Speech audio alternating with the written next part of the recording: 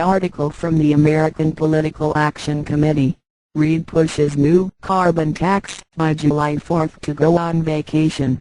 Cap and trade equals comprehensive energy bill equals carbon tax. Reid and the Democrats are fast-tracking Obama's carbon tax to double all-year energy costs.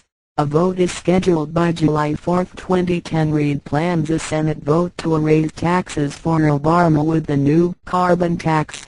Why, you ask? Because, as Rahm Emanuel said, never waste a crisis. And Reid promised Obama they would push the carbon tax. Reid will bypass the existing Lieberman-Kerry bill pushed through the House by Pelosi because Reid knows he doesn't have the support of Democrats on his own side, let alone GOP senators, to get it done. Reid demanded swift action, forcing Senate committees to finish their work on a massive comprehensive energy bill immediately.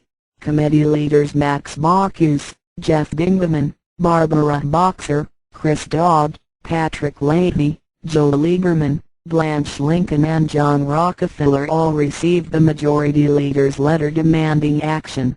Senators will likely not even get time to read the bill with handwritten notes in the margin, just like Obamacare. Reid must be defeated in his re-election bid. Stop his continued guerrilla legislative actions in the Senate. Send Reid and the Senate a clear message to stop this legislation. The Obama carbon tax breaks his promise to not raise taxes on Americans and is the most regressive tax ever, taxing the poor disproportionately. Obama has spent more money than any single person in history in 100 days. He plans to spend much more and make you pay for it all, and he needs the new carbon tax revenue to do it. It is poor judgment and bad policy to raise taxes in difficult economic times. Congress must not pass new taxes on the American people during a recession. A Heritage Foundation study shows that electricity costs would go up 90% and gas prices would go up another 58%. In turn, this will lead to an additional 2.47 million people losing manufacturing jobs.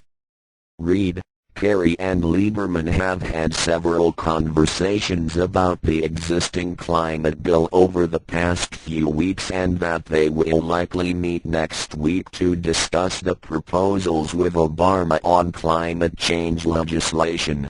They want to move on it this year and Obama will not object. Reid and Senate Democrats leading the charge on Obama's new comprehensive energy bill will likely mark up a bill by the July recess and have final legislation passed by the end of the year. Reid must be defeated in his re-election bid. His extreme left-wing legislative agenda is out or touch with America. Send Reid and the Senate a clear message to stop this legislation. Many Democrats want nothing to do with BDU tax. Obama's ambitious agenda has some Senate Democrats fearing a repeat of 1994, when the Clinton BDU tax was a priority and the party lost control of both the House and the Senate. And with Obamacare already an issue, it will be a tough sell. At a leadership meeting in the Pelosi's Capitol conference room, it has been reported that Democrats are arguing with each other that the Senate should move cautiously on a comprehensive cap-and-trade bill if it doesn't look like will be approved. With a lack of consensus on the varying proposals in the energy plan, the Senate should proceed cautiously on climate change, so vulnerable Democrats will be forced to take difficult votes on the measure if it's not going to pass anyway. The truth: Obama's carbon tax plan taxes all Americans. It's sneaky. The Obama carbon tax, or green energy tax, is a regressive cap-and-trade plan that taxes every single person in America. Every time anyone flips on a light switch, tax dollars are collected. The Obama carbon tax plan doubles the price of your electric bill immediately. The tax money goes straight to Obama and his federal government bureaucrats. Congress must stop this bad new carbon tax bill now. Tell Congress to kill any carbon tax bill. Obama's carbon tax plan will cost $150 billion in new taxes and a 10-year program to develop renewable energy supplies that don't even exist yet. Wind and solar combined can't even produce 1% of our needs yet. Gas prices will be deliberately raised to make us cut back. Heating bills will be forced up so much we'll be freezing in the dark. Ethanol schemes are already shooting food prices through the roof. Emission rules will be so harsh that jobs will flee to other countries. The basis of the Obama green energy tax is the great carbon lie that carbon emissions cause global warming.